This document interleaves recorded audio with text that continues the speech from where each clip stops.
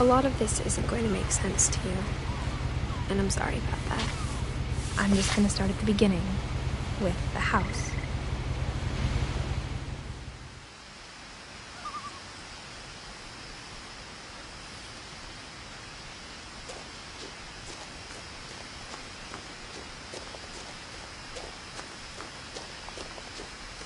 I lived here until I was 11, but I wasn't allowed inside half the rooms.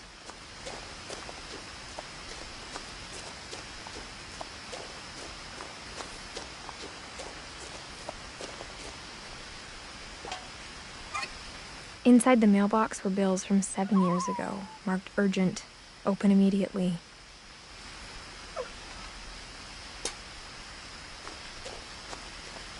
I hadn't been back since my brother Lewis's funeral.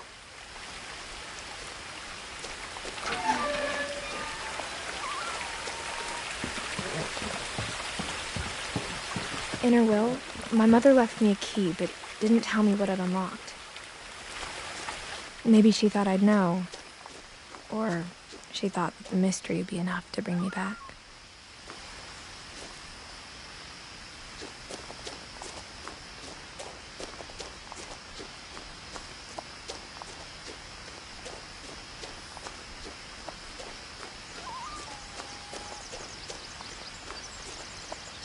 No one had driven this way in a long time, but I saw a few hoof prints.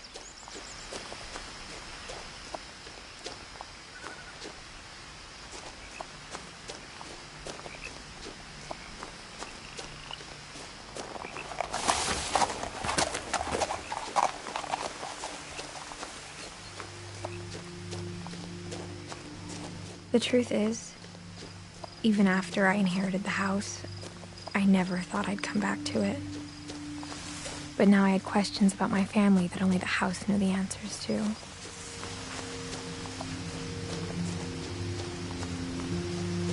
The house was exactly like I remembered it, the way I'd been dreaming about it.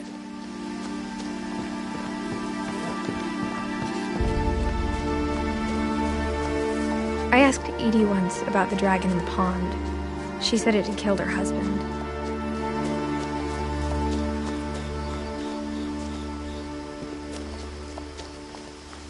I was 6. It seemed like an odd joke to me, even then.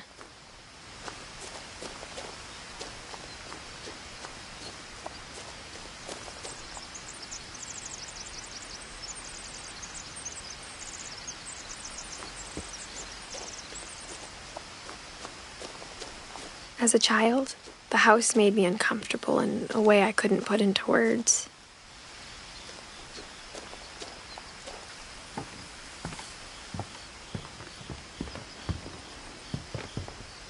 Now, as a 17-year-old, I knew exactly what those words were. I was afraid of the house.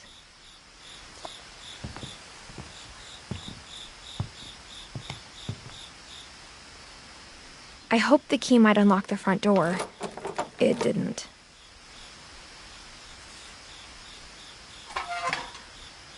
Looking in, I felt like the house itself had been waiting for me.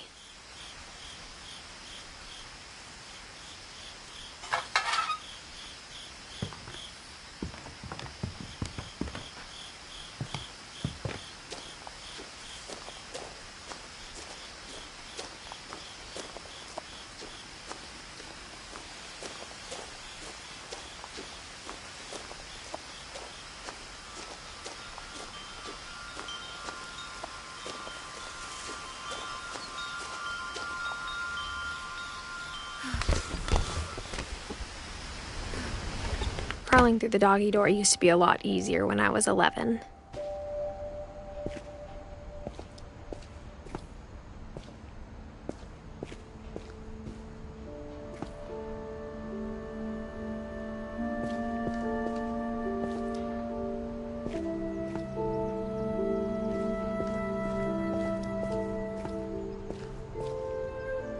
The power had been turned off the night we left. For the first time in years,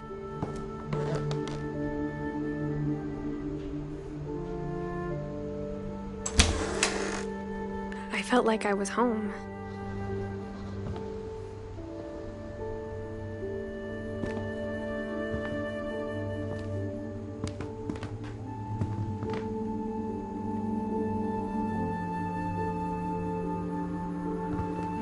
But instead of a family, there were just memories of one.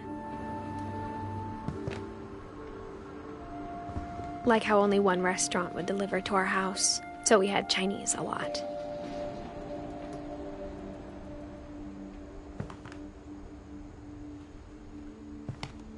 Or how after Louis started working at the cannery, we all got sick of eating salmon.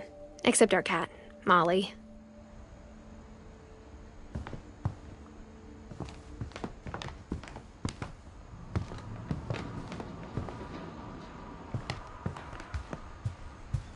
The table was still a wreck from the night we left. It was like a bomb had gone off, killing everyone but sparing the furniture.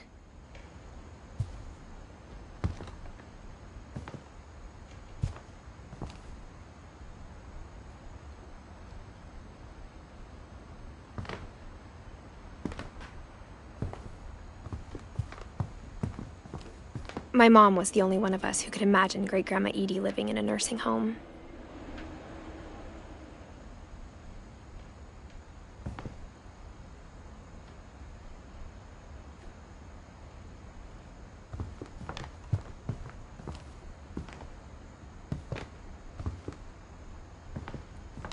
Nothing in the house looked abnormal. There was just too much of it, like a smile with too many teeth.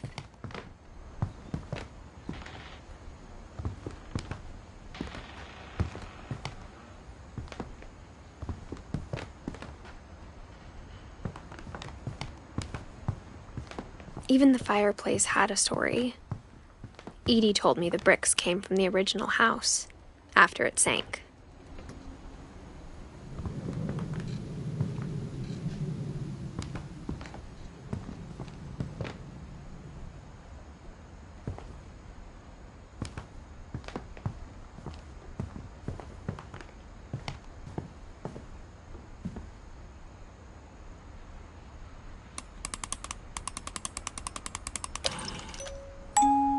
Great-Grandpa Sven built a music box for Barbara, along with the rest of the house.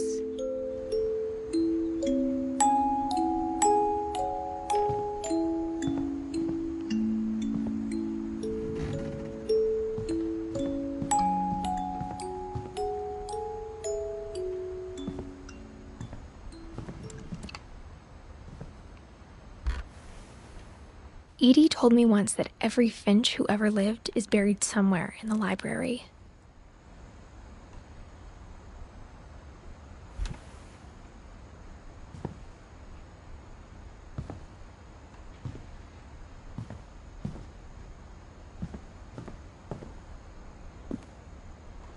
After Milton disappeared, Mom sealed up all the bedrooms.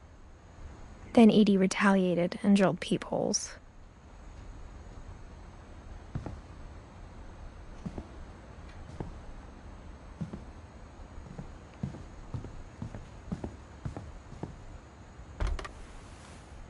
Molly always seemed like a girl I could imagine being friends with, if she hadn't died in 1947.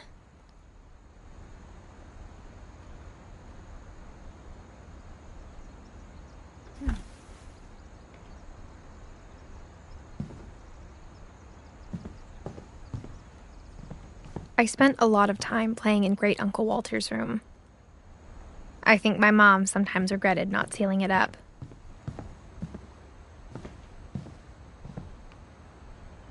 Louis told me there were secret passages, but I never believed him.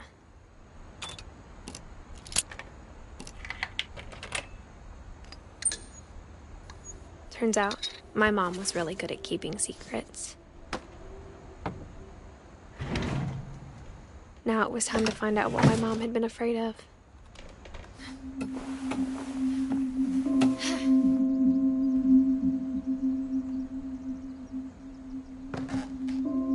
From the paintings on the wall, it was clear my brother Milton had been here before me. Reading this, maybe it sounds like I had a plan, but I had no idea what was behind that door.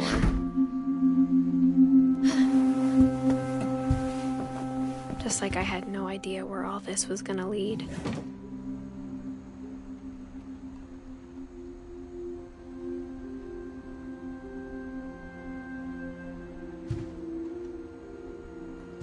I I grew up looking at Molly's room through the peephole. Molly's gerbil had a tiny bedroom with its own even tinier gerbil cage.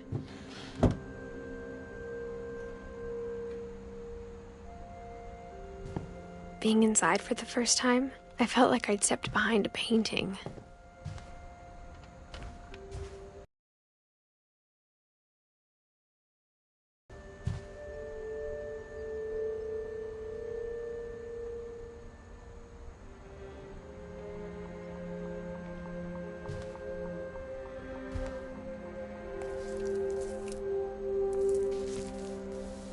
December 13th, 1947.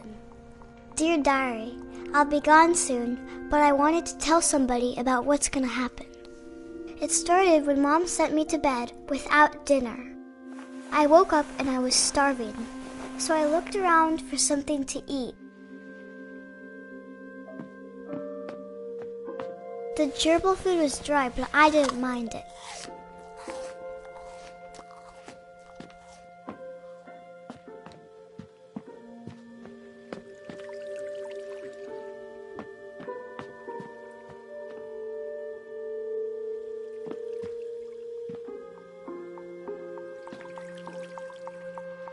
I thought about eating Christopher, but I held back.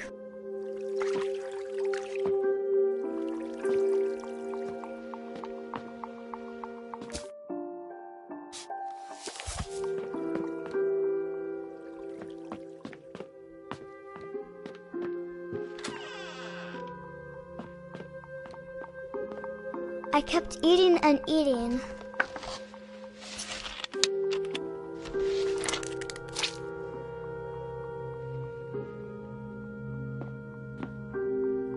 I ate a lot of things that night.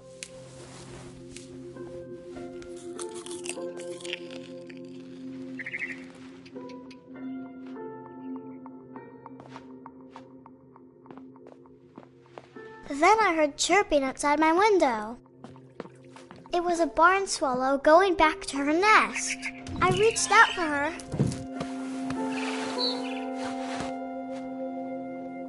And suddenly, I was a cat.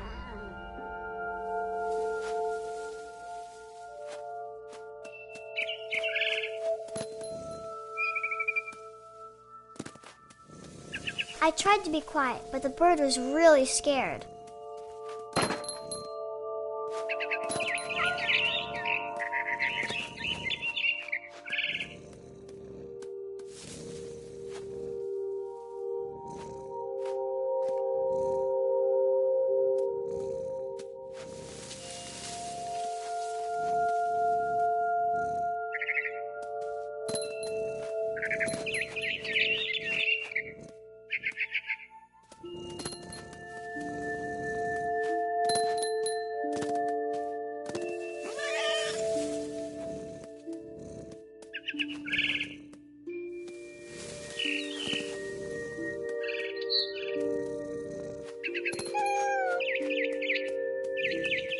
I jumped and I almost got her.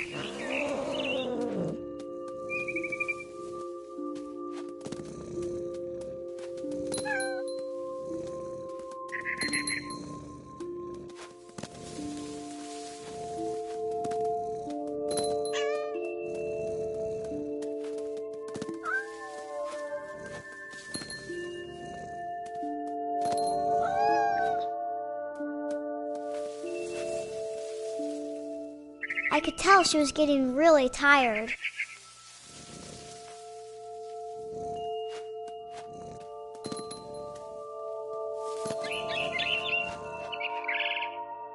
Now I was up in the big tree. I promised Dad I wouldn't climb it anymore. All I cared about was eating that mama bird. I gobbled her up. And suddenly, I was an owl. First, all I heard was the wind. Then I heard little teeth nibbling in the grass.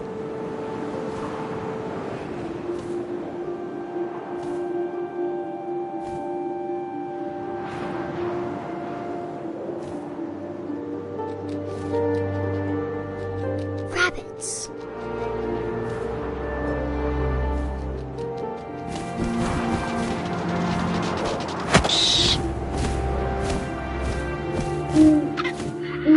imagined his face looking up and seeing mine through my talons.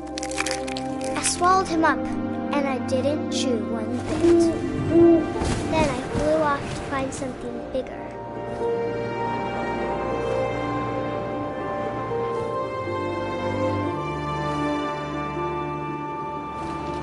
A mama rabbit.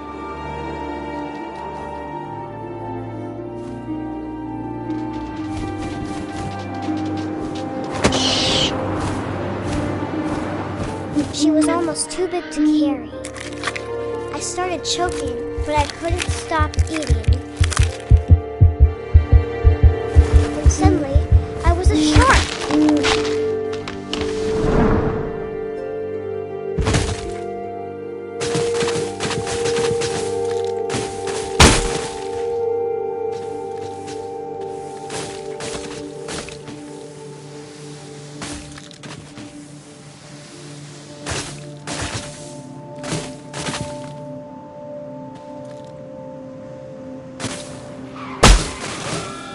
I rolled off a cliff and into the ocean. Now, I was hungrier than ever.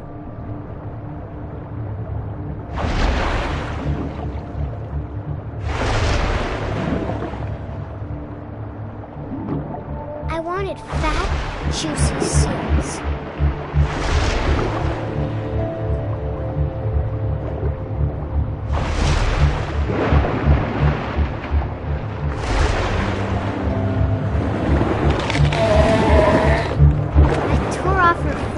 And it tasted really good.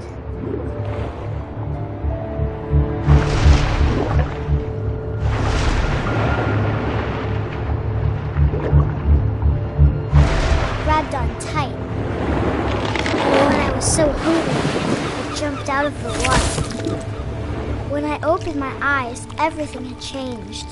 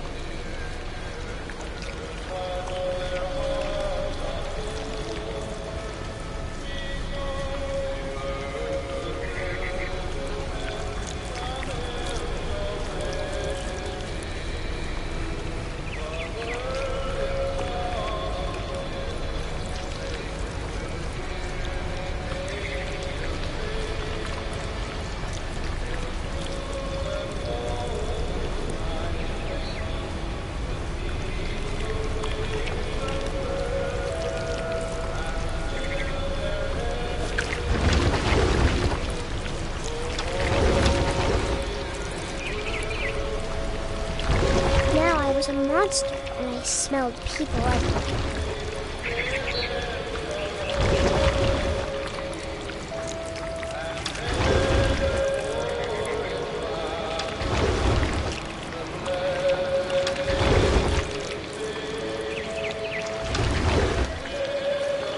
I was big, but I moved real quiet.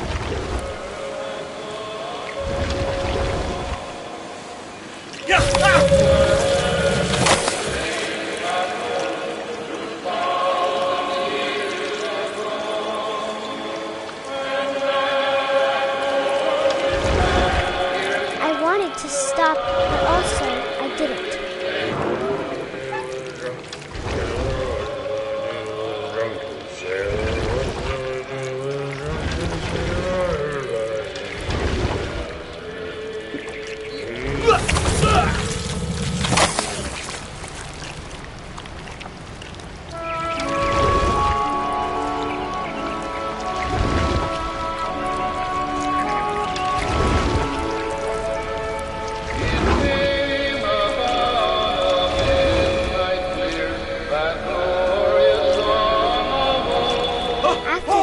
Passenger, I was still hungry, and to cross the water I smelled something new, something I had to have, so I swam towards it.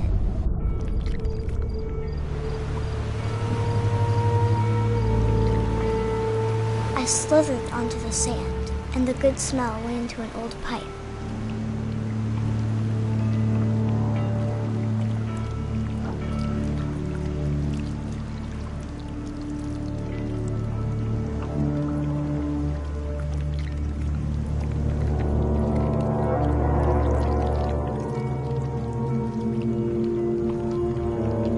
I got closer and closer.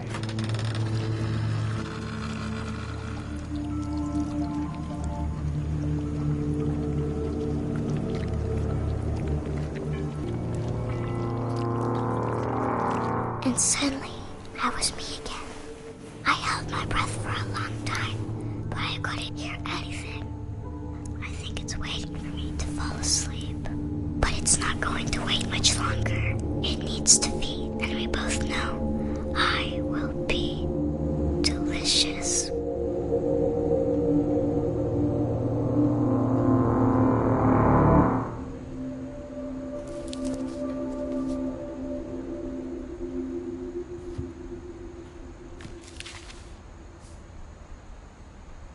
I'm not sure if I believed all of that, but I'm sure Edie would have.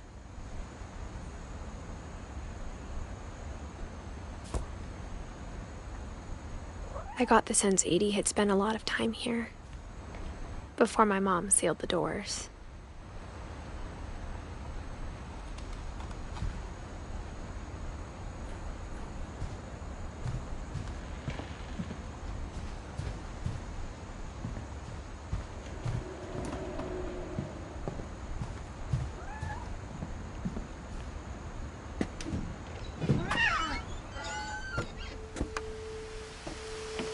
This will be obvious later, but my mom never told me any of these stories. Edie would have, but Mom didn't like bringing up the past. Though, when we adopted a stray kitten, she was the one who named it Molly. I spent a lot of time in Great-Grandma Edie's room. We got along, and it was a good place to hide from my mom. Her room was like a museum. For 500 years, the Finches have been famous throughout Norway for their fortune. And Odin Finch buries the latest victims of the family curse, his wife Ingeborg and their newborn son, Johan. On January 7th, 1937, he set sail with his family and his house, hoping to leave the curse behind. But 40-foot waves off the coast of Washington send the house and Odin to the bottom of the sea. Odin's daughter Edie, with husband Sven and baby Molly, step ashore on their new home, Orcas Island. Odin Finch is the first to be buried in the new family cemetery. His daughter Edie is already dreaming of a new Finch house.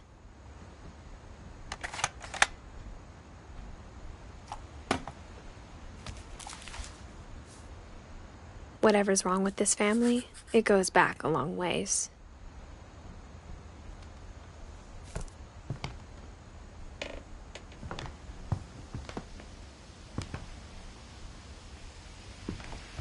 Louis died a week before we left, but Edie had already started to memorialize him.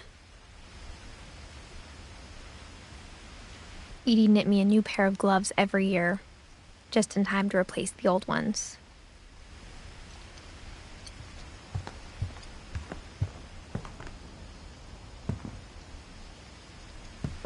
When Edie told people Sven was killed by a dragon, she could also have said he was building a dragon-shaped slide that collapsed.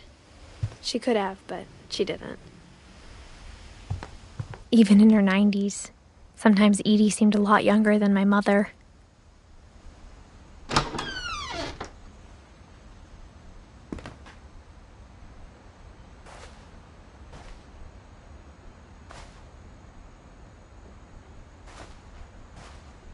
The only trace Grandpa Sam's first wife, Kay, left on the house was the pink bathroom.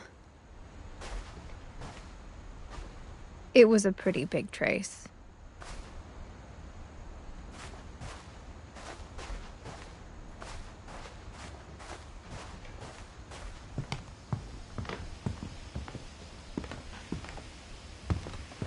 Edie gave a big interview about a mole man living under the Finch house. My mom was furious.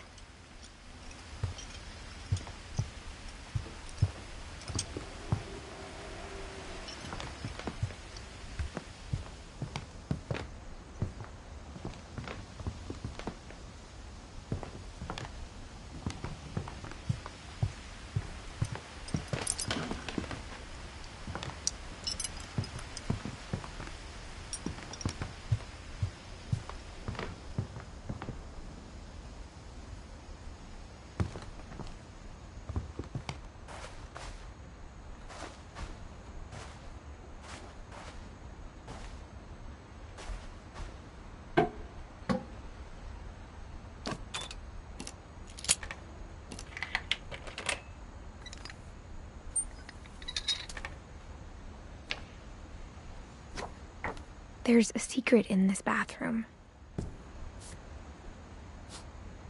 It's in the last place you would look.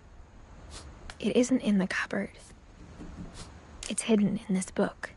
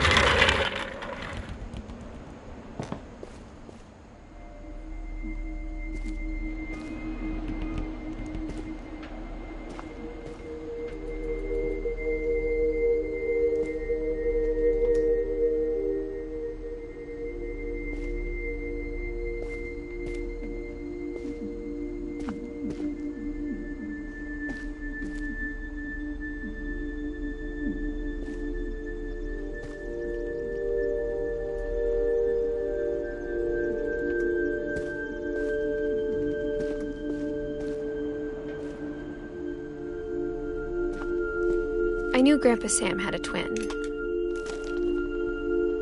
and that he never talked about him. I guess my grandpa didn't like history any more than my mom did.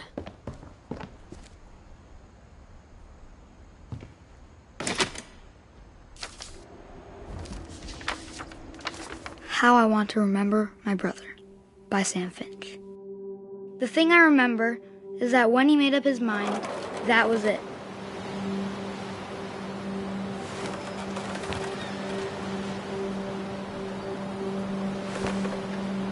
My brother said he'd die before he ate another mushroom, and he did.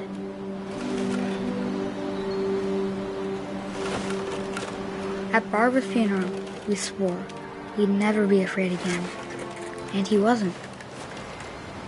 I think Calvin always wanted to fly.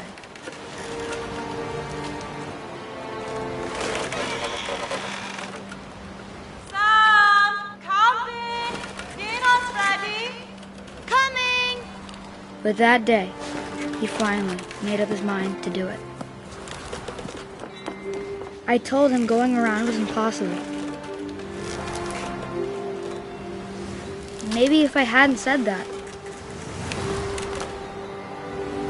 Calvin! I'm not gonna tell you again! Maybe if the wind hadn't picked up. Then maybe he'd still be here. But I doubt it. I think he'd already made up his mind. That's what I want to remember about my brother.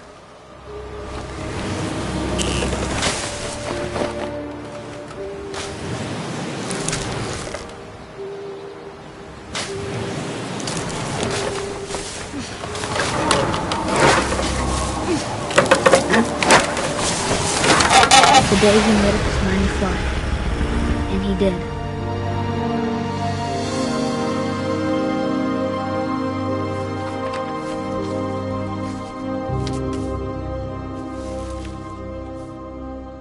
Calvin's story felt strangely familiar. When I was younger, I remember trying to do the exact same thing.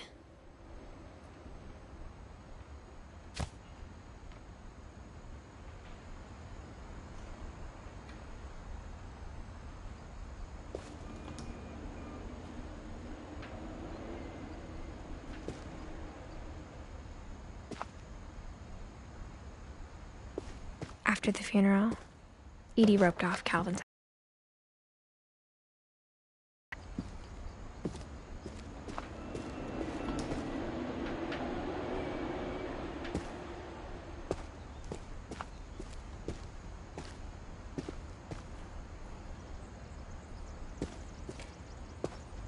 Mom said Grandpa Sam enlisted at 18 and never set foot in the room again.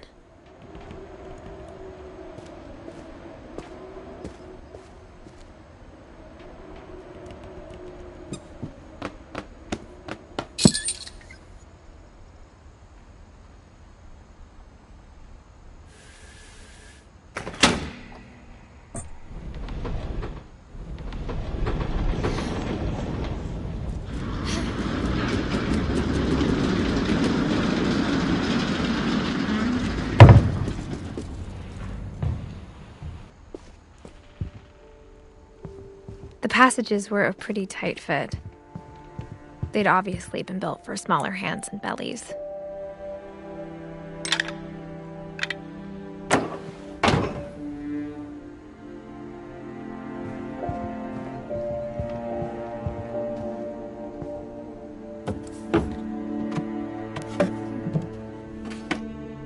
Growing up, I always thought of Barbara as a child star.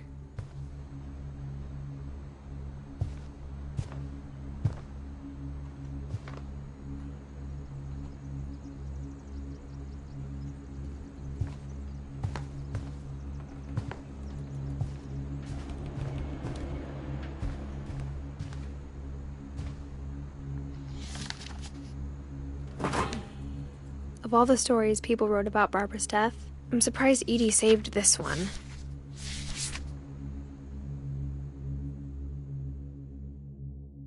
Old Jack here with another ghastly tale inspired by America's most unfortunate family. I'm calling it The Surprise Ending of Barbara Finch. As a child star, Barbara was famous for her scream. Now at 16, she was all washed up. A has-been. But in a lucky break, she'd been asked to perform her signature scream at a local convention for monster movie fans. It was just the boost her career needed. Unfortunately, her scream hadn't aged well. Getting better. I think you just need the right motivation. Her biggest fan and current boyfriend, Rick, was about to demonstrate when... Now that was a great scream. It was Barbara's father, Sven. He'd slipped into a table saw and had to be rushed to the emergency room. So Barbara got stuck babysitting her youngest brother, Walter. Her convention comeback was cancelled. Okay, I'm hearing frustration, but I'm not hearing terror. What if I tried... A gang of hoodlums in Halloween masks have been terrorizing Orcas Island tonight. Police are urging residents to... That came from the basement. You're right! Also, I loved your delivery on that. Why is your basement door locked? Because my dad likes making puzzles and secret passages. There's a key hidden in the music box. The secret is to keep winding and winding until finally the key pops out. Thanks, babe. I'll be back in a sec. 20 minutes later, Rick hadn't returned. So Barbara went to look for him, right on cue. She reached for the music box. And as she wound the key, she listened for Rick, but the house was silent.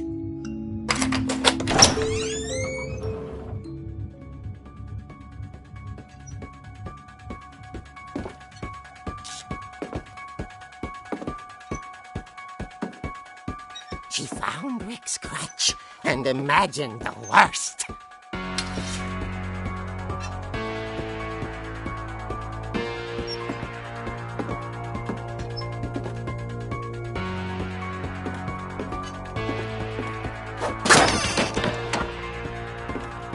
gang's leader is the infamous Hookman killer, Dr. Carl Hamill, who impaled and then ate his family 10 years ago tonight.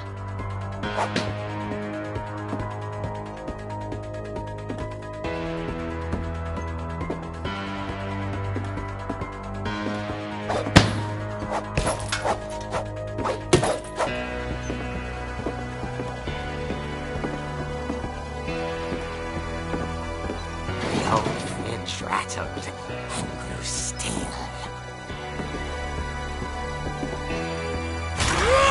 Oh dear! Oh! Rick?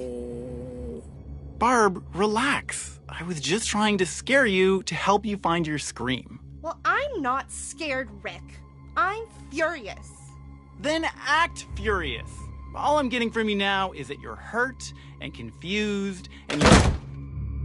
She threw him out, but she kept a little something to remember him by. Barb, have you seen my other crutch? And she was still holding it when she fell asleep watching the late picture show. Hours later... Barbara! Walter, what's going on up there? Ah! Okay, I'm coming up, but if this is a trick, you're dead, Walter.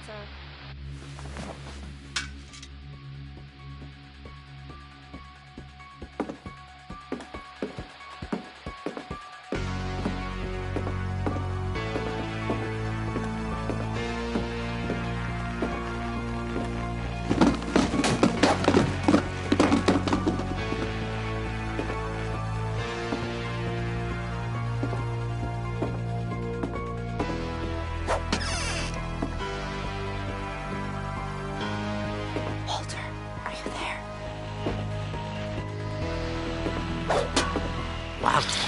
had vanished, but his bedside radio was still on.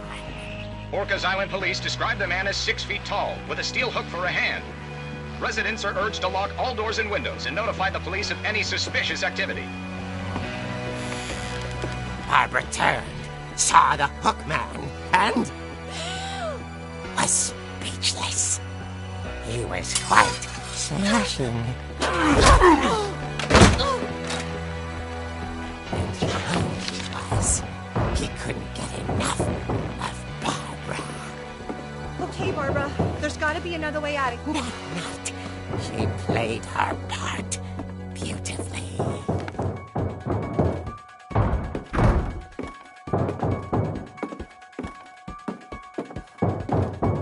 Molly's door hadn't been opened in years.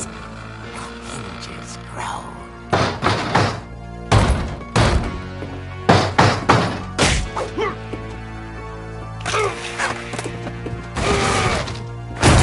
He wasn't moving, but she sensed the story might not be over yet.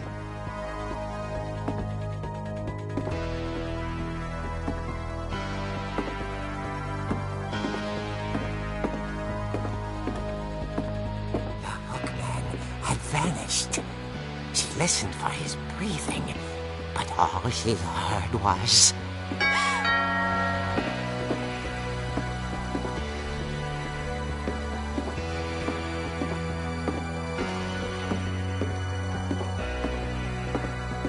Someone at the door was dying to speak to young Barbara.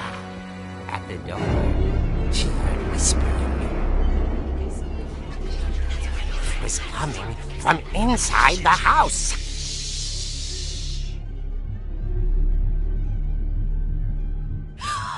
Oh dear.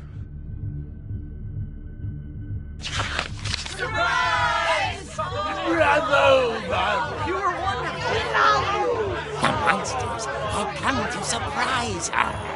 For Barbara, it was a dream come true.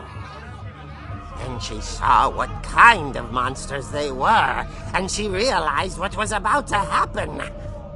She was going to be famous. And with her final breath, Barbara Finch gave the performance of her life.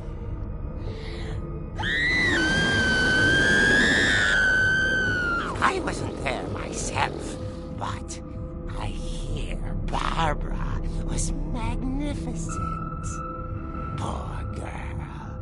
she had a taste for stardom. But unfortunately, so did her fans. Of course, the police blamed it all on poor Rick, who disappeared the same night. And little Walter, hiding under his bed the whole time. He took it all pretty hard, but that's another story. As for Barbara, tucked inside the music box is all they ever found of her. Her ear. Now that's what I call a real eerie tale.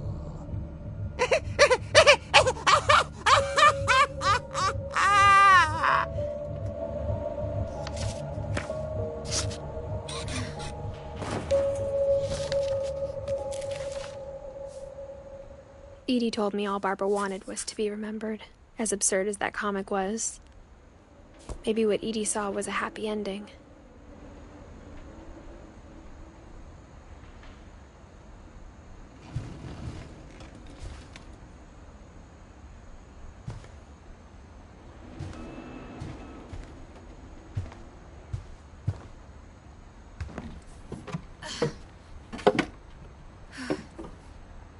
I guess now I know why Mom didn't like me playing with the music box.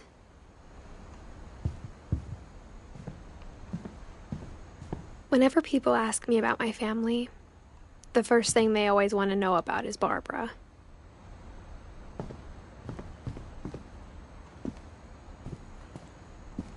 Mom must have locked the third floor stairs on the night we left.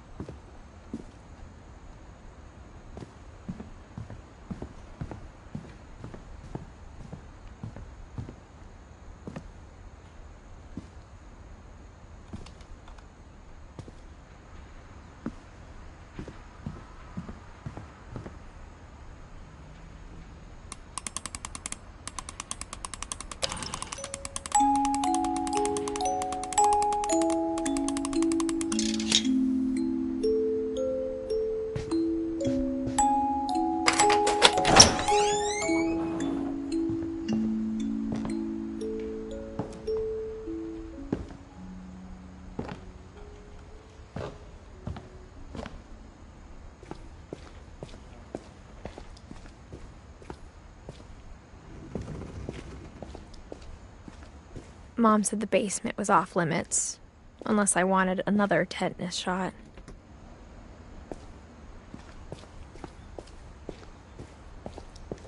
I saw Edie sneak down to the basement once, carrying packages.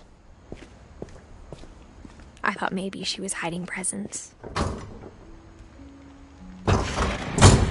It turned out she was hiding a lot more than that.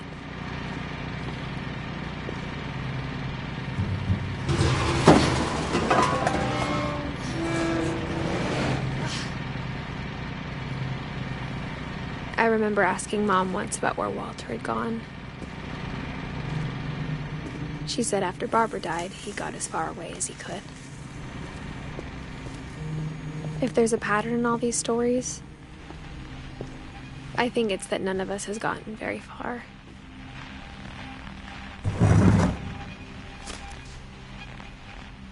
Goodbye, everyone.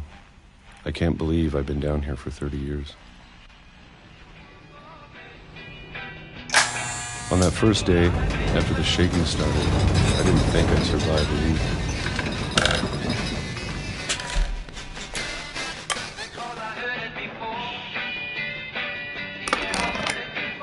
But after a few days, I settled into a routine.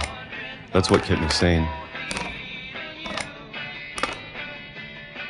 Having a schedule, living for today. I always expected to be dead tomorrow. But if you wait long enough, you get used to anything.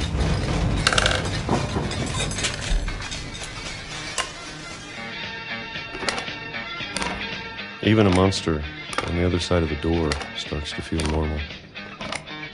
Almost friendly.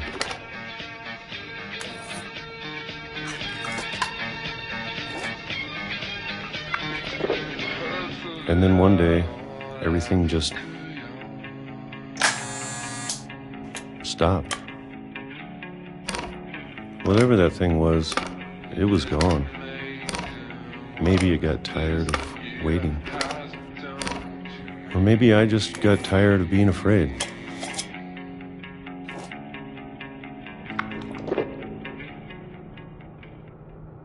It's been a week now, the longest in 30 years.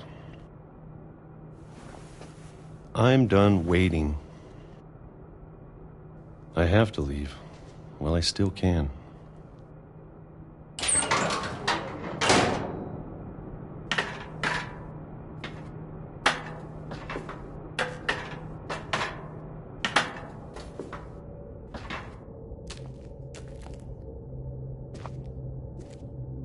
I know it's out there somewhere. Whatever killed Barbara and Molly and Calvin.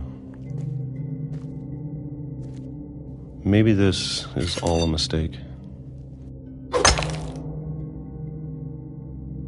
But I need to stop living the same day, even if it kills me.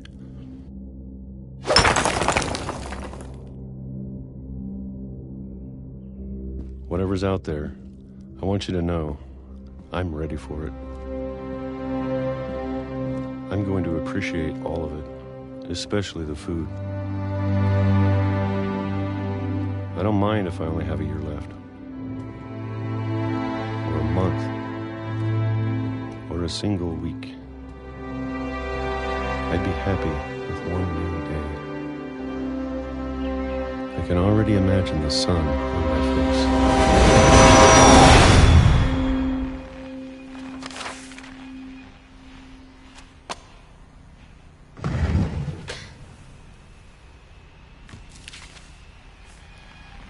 Walter died when I was 6. I can't believe my mom never told me he was down here.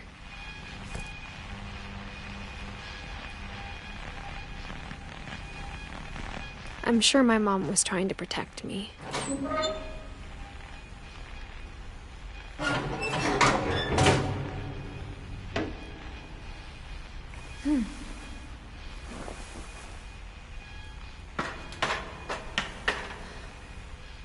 Maybe she was afraid I'd end up like Walter. But if she never told me about an uncle under the house, I can only imagine what else she was hiding. I don't want to make the same mistakes she made.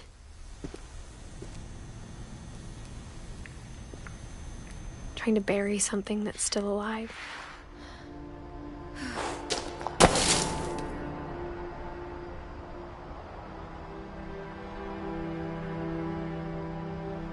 Now that there's only one of us left, or maybe 2,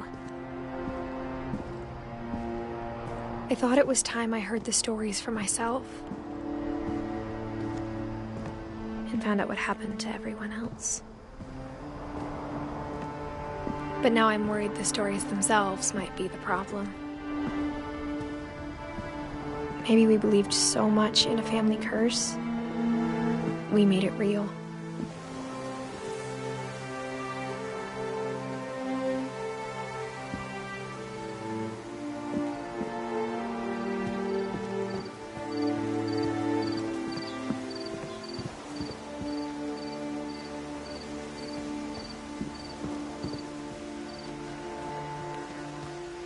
I don't know if I should even be writing this.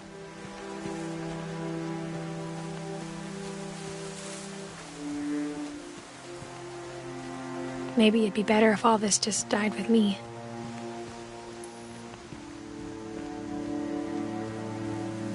But I thought you should know about your family.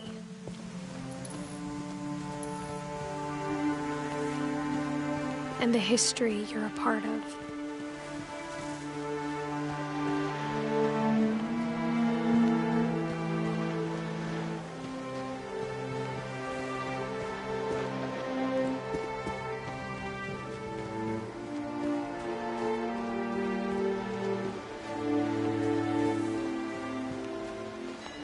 Though to be honest, I feel as lost as you probably do right now. I think the people in these stories believed them, for what that's worth.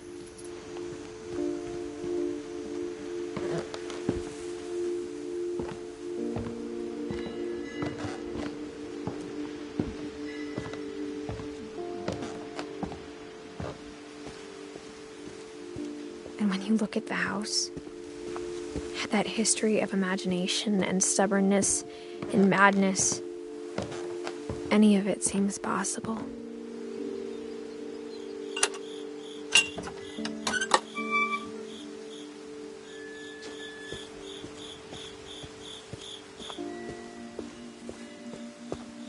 I think we've been surrounded by death for so long, we've just gotten used to it. What kind of family finishes building a cemetery before starting the house?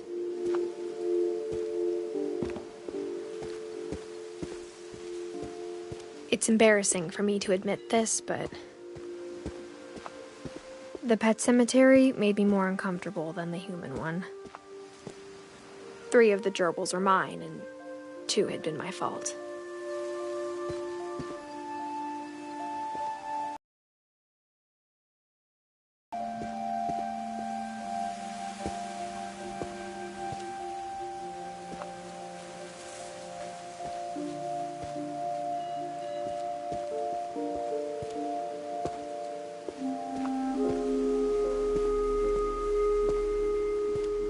Sven built the house, but it was Edie who designed the cemetery.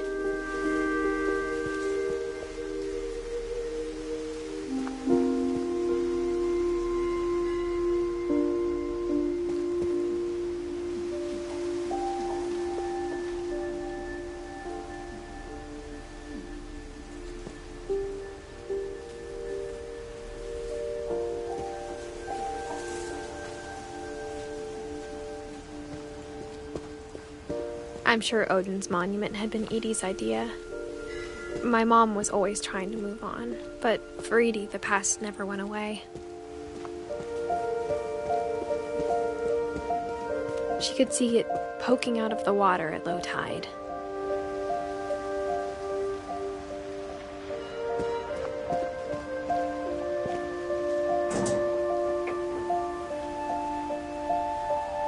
Edie said she dreamed about the old house every night.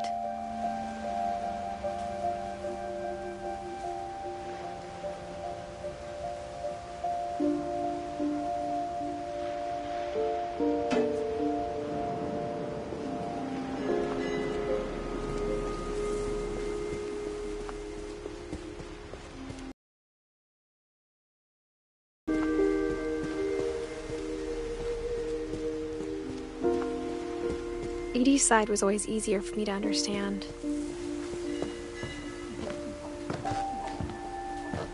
But the older I get, the more I can see where my mom was coming from.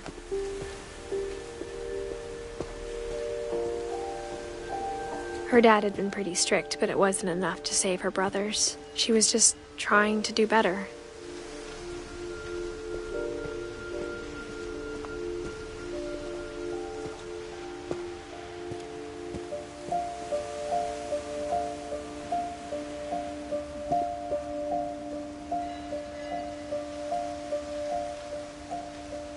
She lost 2 of her brothers, just like I did. I get why she tried so hard to protect us.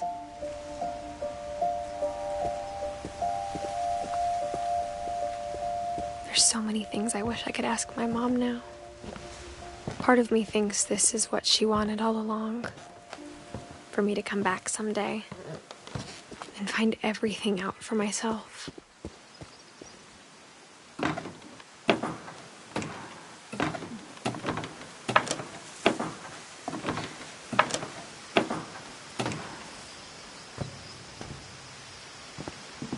But looking back on it now,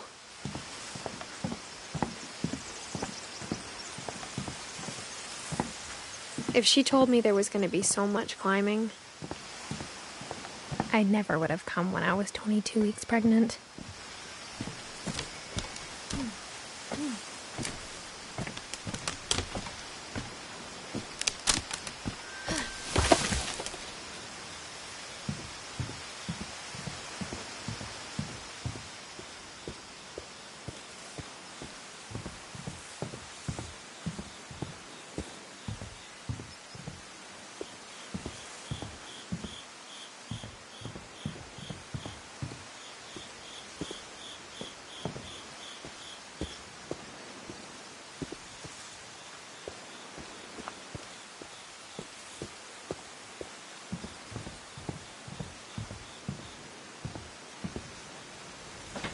I never met Grandpa Sam, but I think he and my mom had a lot in common.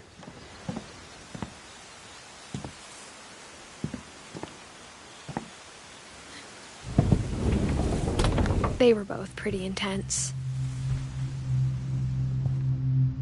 Sam spent his life shooting photos, but Mom said he got nervous being in front of the camera. I guess we're all afraid of something.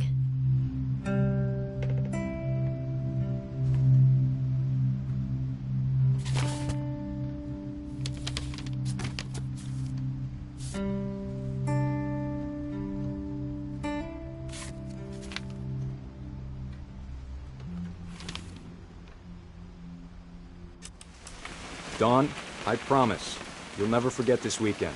Yes, sir. These memories are gonna last a lifetime. What? Am I gonna have to shoot anything? Perfect. It's gonna rain the whole weekend, isn't it? I will never forget this weekend, Dad. That's the spirit. Okay, got it. I'm gonna take some pictures, okay? Just be careful. That camera's older than you are.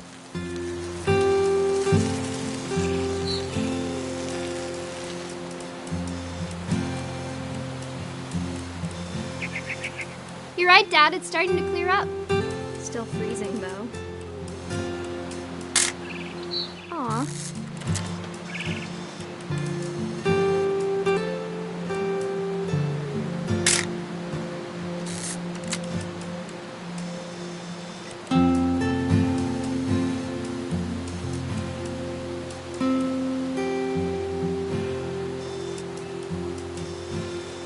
Definitely should not have drunk all that coffee.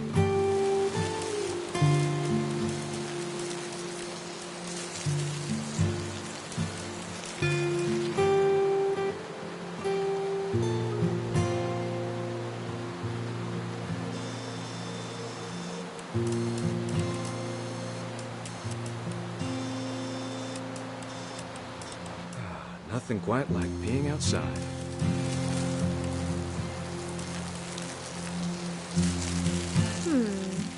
Hold still while I take a picture. Hey! That's a keeper. I'm just saying, I'm not always gonna be here, Dawn. You'll need to remember this stuff, if you want to survive. I'll be fine, Dad. You know who else thought he was gonna be fine? Some guy who died. Dawn, I'm being serious. I know, Dad. You're always serious. Doesn't being out here make you want to chill out? Well, to tell you the truth, I haven't been out here in 20 years.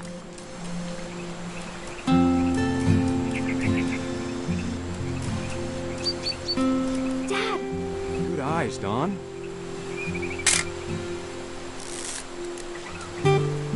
Before you take the shot, let me get a picture of it.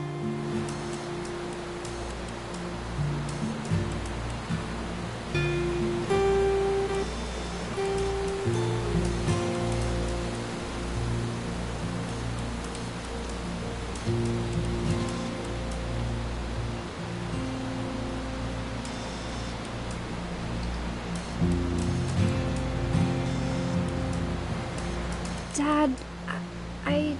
Just breathe. Turn off your imagination. Focus on your target. Let me get behind you. Do I have to do this? Dawn, you don't have to do anything. But if you want to survive, you'll need to be strong. Great shot, Dawn!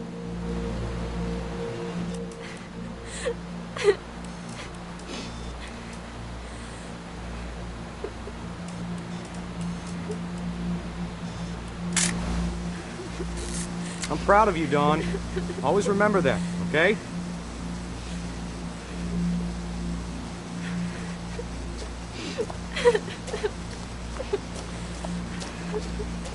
Sorry, Dawn. Just gotta reset the timer.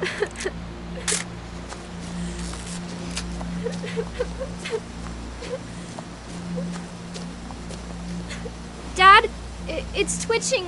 I think That's it's totally normal, Dawn. Just focus on the camera. Try not to think about... Dad!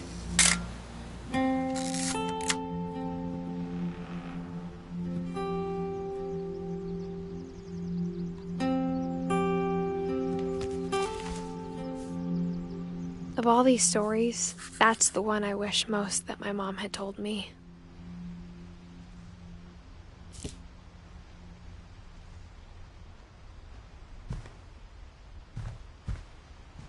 Instead of hiding from death, Sam seemed to go out of his way to meet it.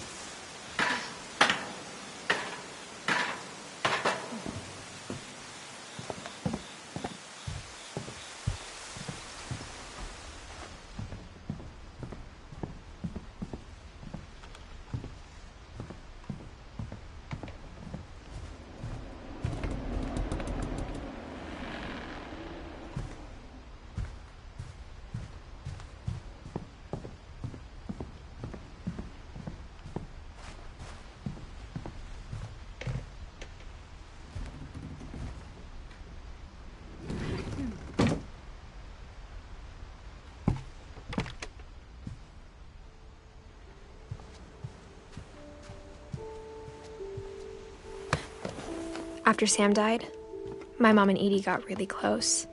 They'd both lost a lot.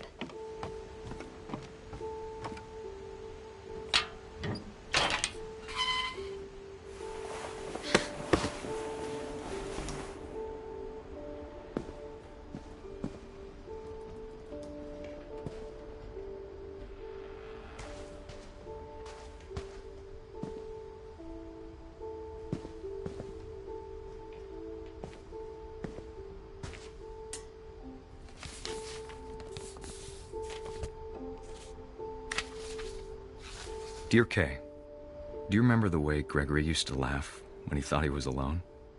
Like something funny was happening, but only he could see it.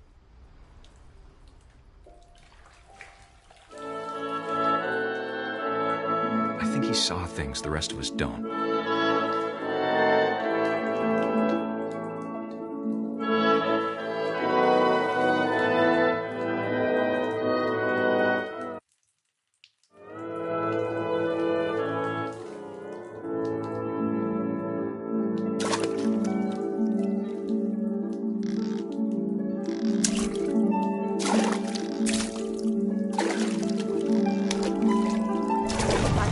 Gregory, it's time to... Hold on, sweetie. Hello? Sam, I told you I don't want to talk right now. I wonder what he saw.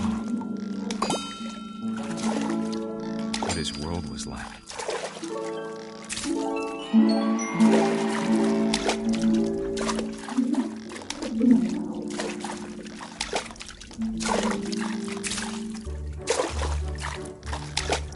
He reminded me so much of calculus. Lost in his imagination.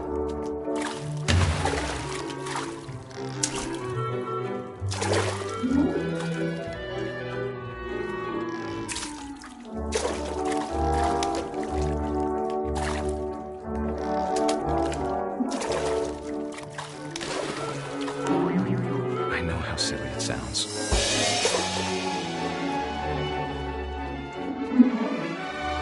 That I worried about a baby being too happy. But I could feel him slipping away. Sorry about that, Gregory. I know you did.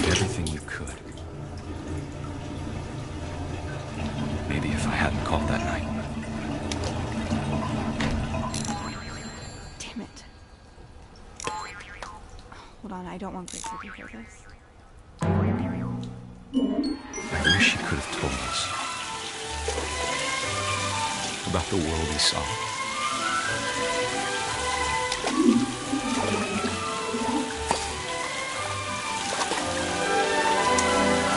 There's so much I don't understand about Gregory, about everything.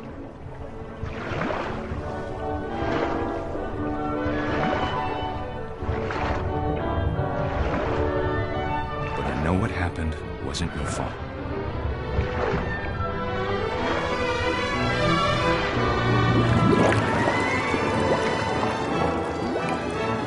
I'm sure he's happy. And he'd want you to be happy too. Good luck, Kay. Love, Sam.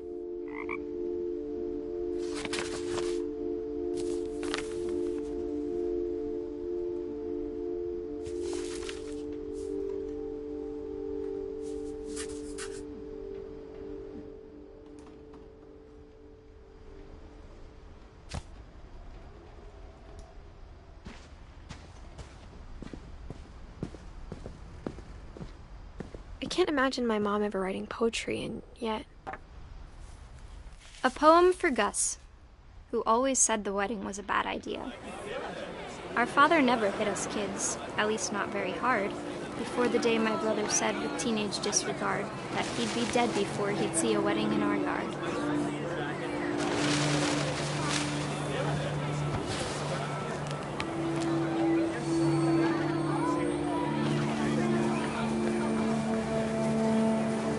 My father made him come, of course, but Gus stood far apart, just flew his kite and bottled up the storm inside his heart.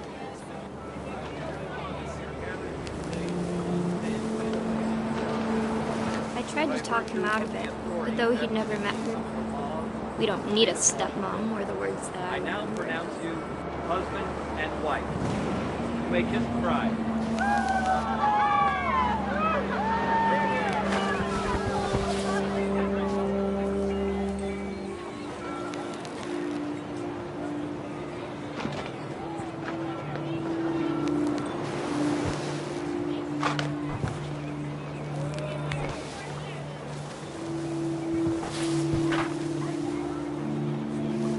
When the time for photos came, Dad ordered him to come here. But Gus declined and as a sign held up his middle finger.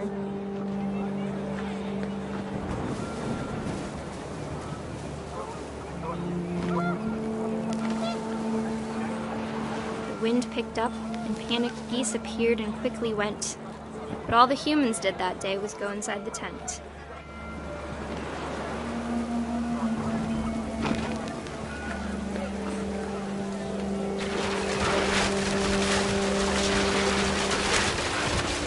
Rain came down in buckets then, but no one seemed afraid that nature might destroy the tent our dad had crudely made.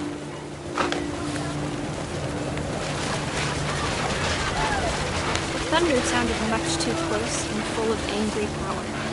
But all my father said to this was, "Make the music louder."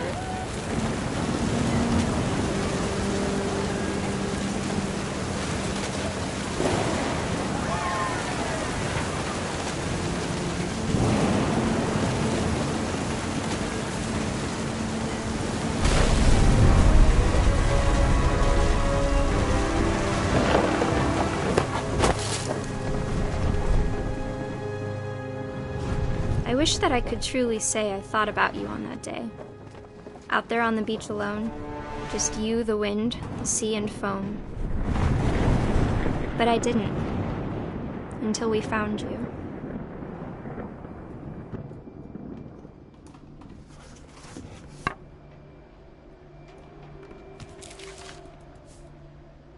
She never talked about him, but Mom told me once if I was a boy, they were going to name me Gus.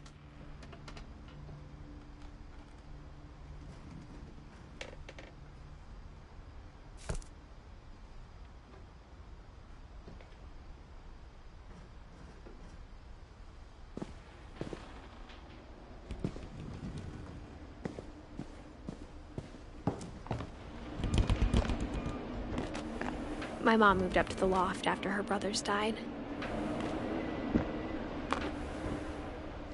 At the time, it was as far away as she could get.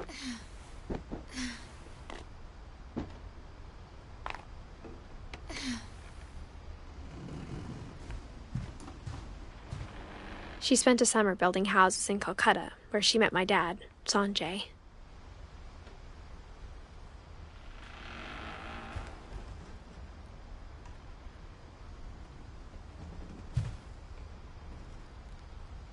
Religion was another thing my mom never talked about, but I think it helped her a lot after her dad died.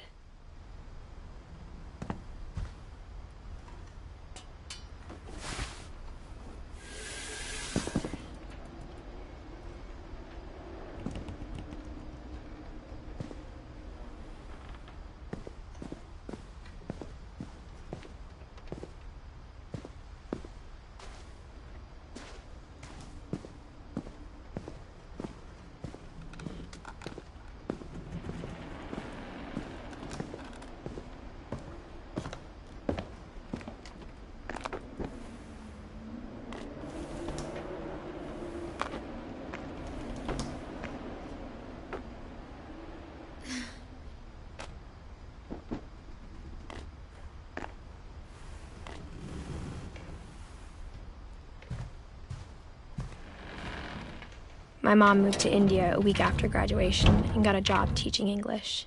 Louis was born a year later. When my dad died, I don't think Mom knew where else to go. I'm sure Edie was happy to have her back. The house had to get a little bigger, but Edie was used to that. And for a while, things were good, almost normal. But it didn't last.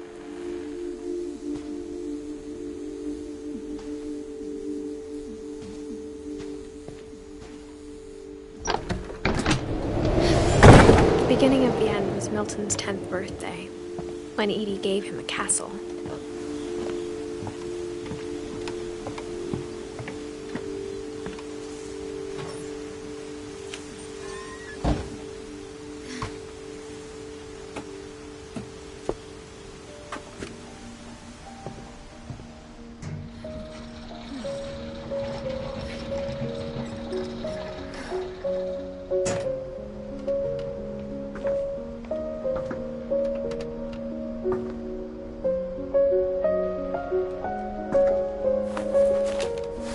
Milton Finch in The Magic Paintbrush.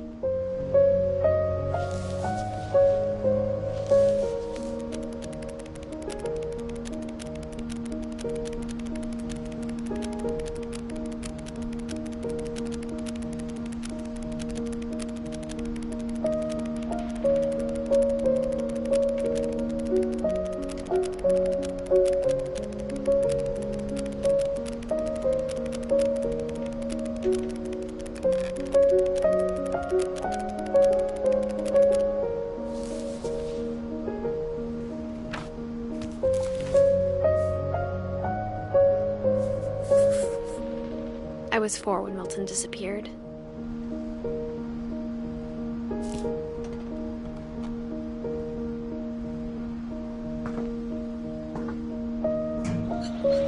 Mom spent months searching for my brother. Then she sealed the doors.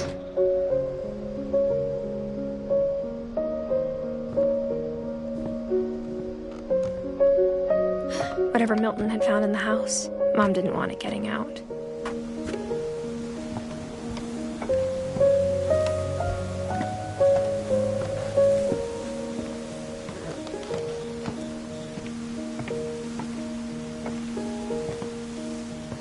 Mom definitely blamed Edie, but I think Louis blamed himself. After he graduated, he just spent more and more time in his room, until Mom got him a job at the cannery.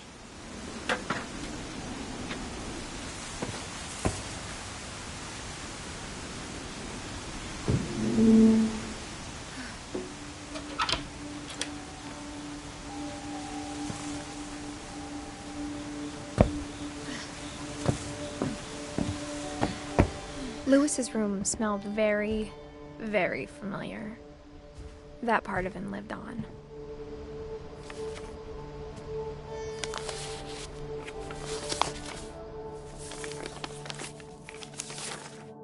Dear Mrs. Finch, as Lewis's psychiatrist, I can understand your desire for an explanation. As I see it, the trouble began in January, shortly after we convinced your son to seek treatment for substance abuse. Newly sober, I believe Lewis first noticed the monotony of his daily life.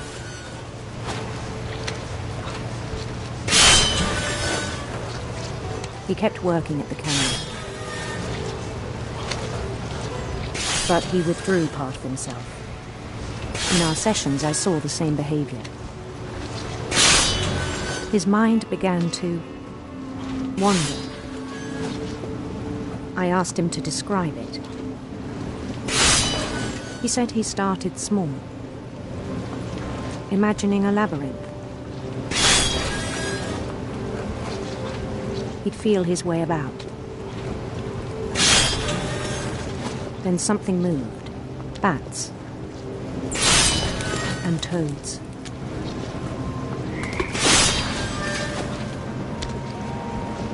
And things that have not names. He knew it was all in his head.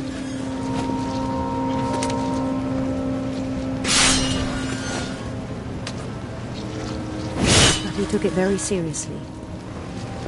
I had hoped he'd find himself.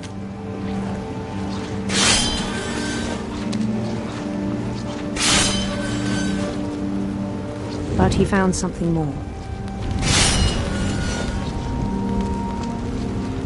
I worried about him then. Daydreaming at the cannery. I spoke with his boss. But he said Lewis had become a model employee. Methodical, tireless, focused. Like a whole new Lewis. So I let him go on.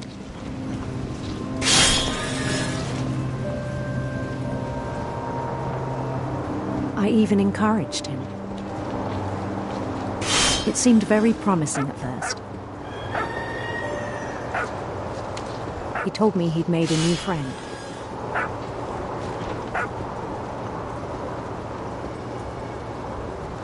On the edge of a city he named Lewis.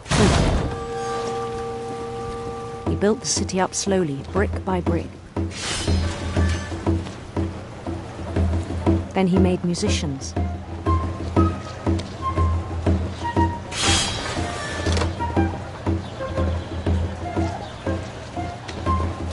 And songs for them to play.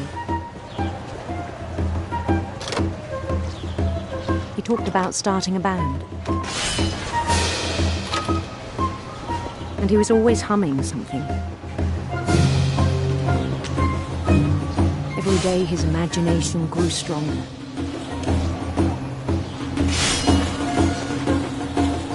He no longer spoke at the cannery.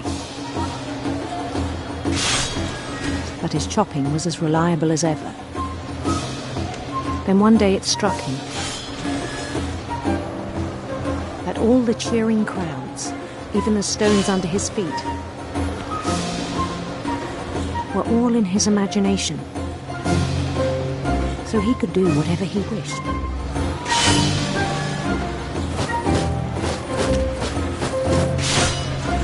He held an election for mayor. And he won. They begged him to stay, but his mind was already wandering. It became a game for him.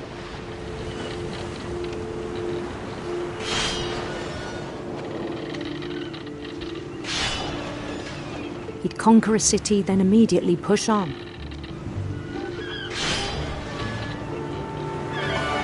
New Louisville.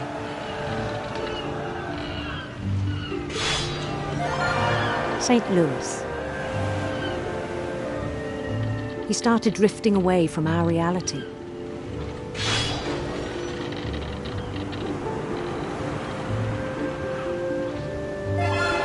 Minneapolis, until one day he forgot to go home from the cannery.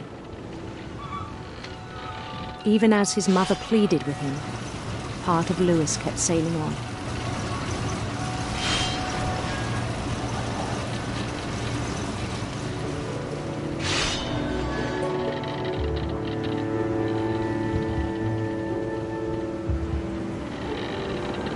In Louisburg, he heard rumors of a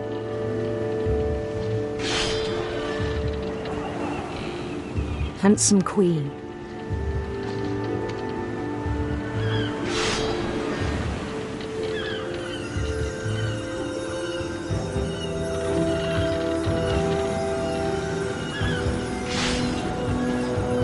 The queen was on her own quest for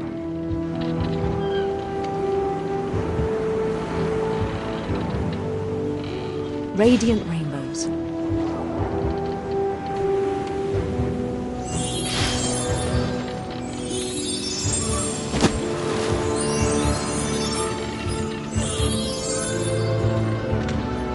He followed the sound of her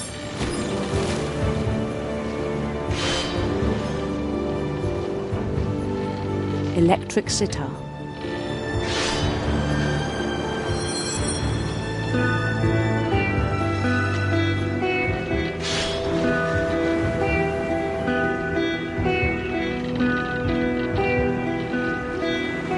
His chase led him to a golden palace east of the sun and west of the moon. Even then, his logic remained sound.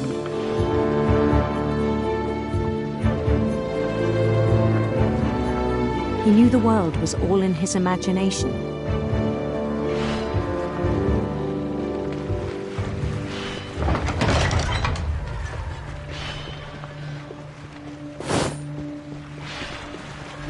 But he was so proud of having created it.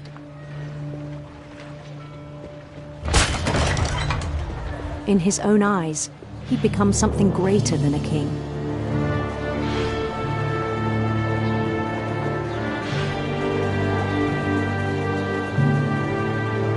For someone who'd never known success in the real world, I think it was overwhelming.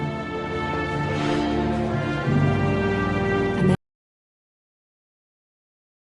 the one chopping salmon, but the one climbing the steps of a golden palace.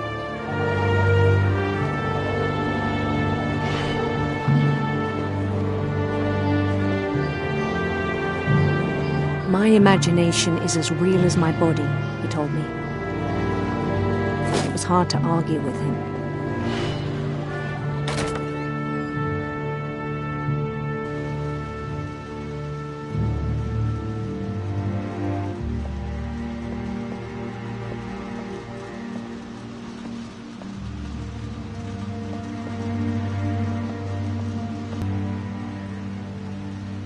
He began to forget the world we know.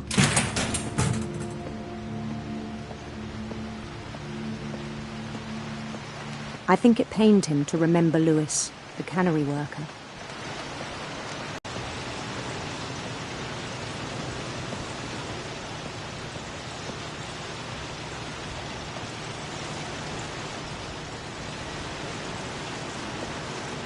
I still thought I could save him.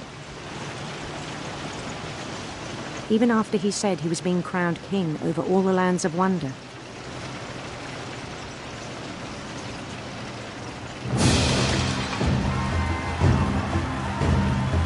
The palace would be packed with his companions.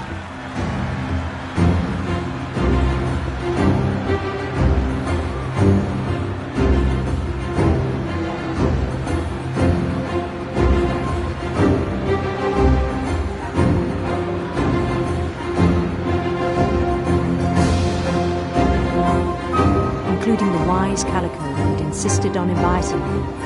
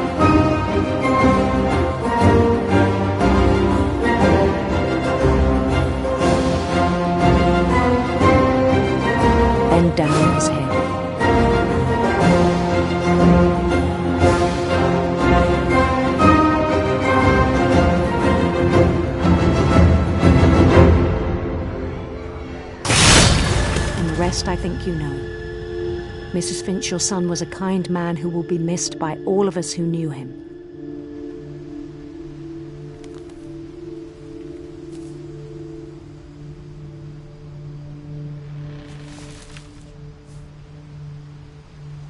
My brother was really cool. I wish you could have met him.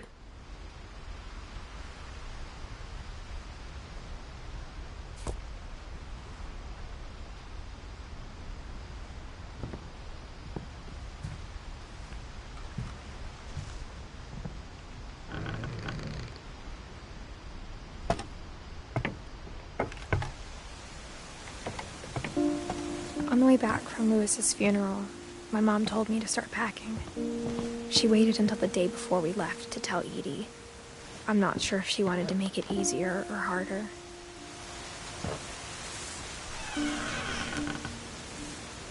I wish we'd stayed. But I understand why we left.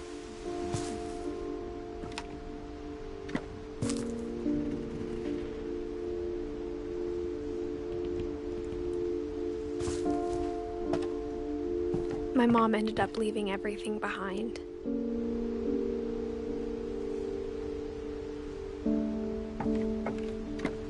What happened that night had been coming for a long time. Maybe it should have come sooner.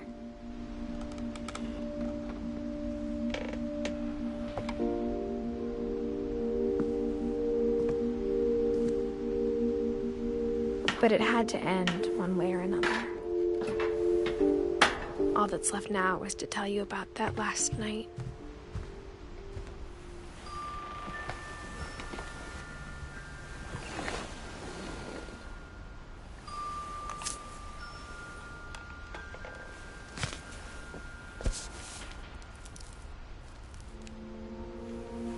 That whole last day, Edie just watched us pack and didn't say a word. Until supper, when she raised her glass and said, "To our final night together, and all our final nights apart." Grandma, you know what I said about alcohol. Some of your medications are very Edith, specific. I left a present for you in the hallway. Why don't you go open it?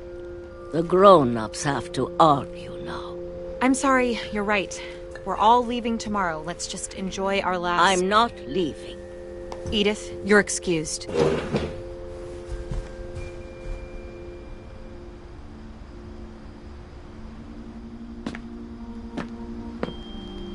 The power had been shut off that morning, but Edie always had plenty of candles. When my mom sealed the library, I don't think she knew about the other entrance, or that Edie had a key to it.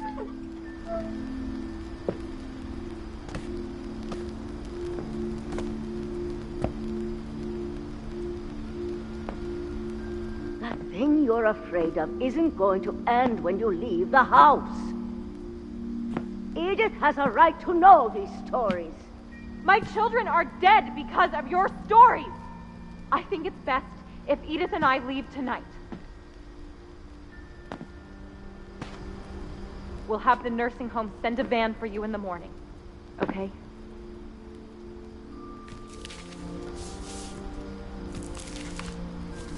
Dear Edith, there's so many stories I wish I could tell you, but there's only time for one. This is about what happened on the night you were born. That night, the tide went way, way out. It was the first and last time I ever saw the old house aground. There'd been an earthquake out in the middle of the ocean. They called it the lowest tide in 1,000 years. God, it smelled awful. You know, I've seen that house every day of my life.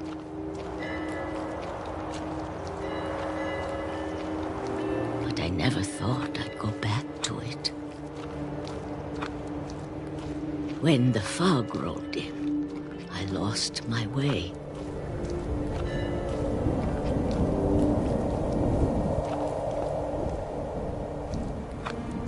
I got turned around.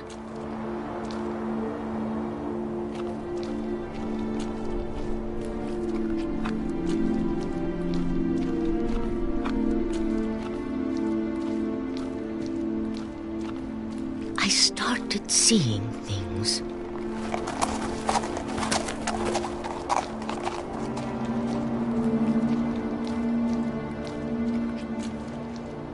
Things I'd forgotten had ever existed.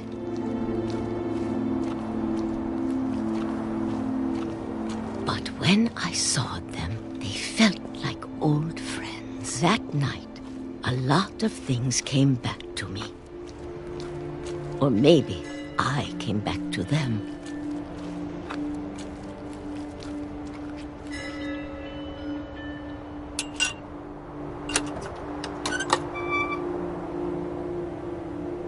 Things I can't explain, but that I need you to try and... Edith, what are you doing in here? It's mine. Edith! Mom, you're gonna rip it! Let go! I kicked and screamed, but Mom dragged me to the car. I never saw Great-Grandma Edie again. The next morning, the van came to pick her up, but she was already gone. After that, we moved around a lot.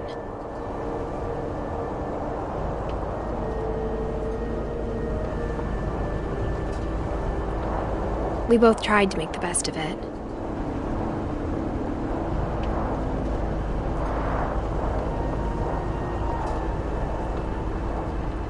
A few years went by.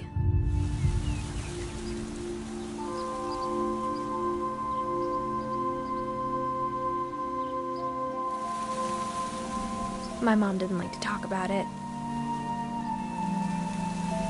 but she started getting sick a lot. The rest happened pretty quickly.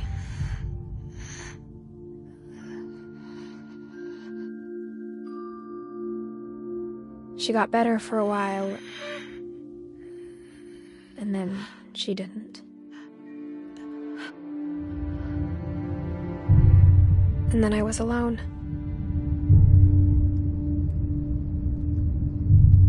The last Finch left alive.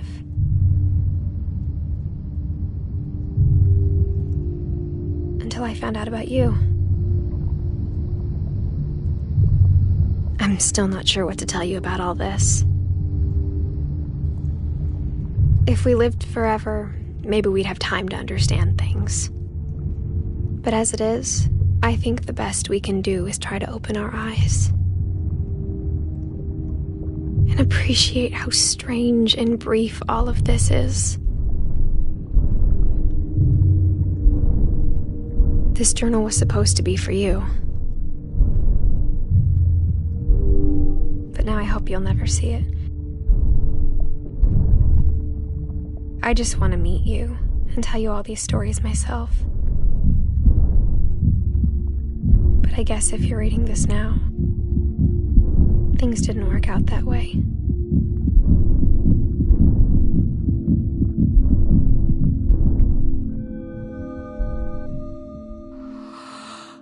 This is where your story begins. I'm sorry I won't be there to see it. It's a lot to ask, but I don't want you to be sad that I'm gone. I want you to be amazed that any of us ever had a chance to be here at all. Good luck.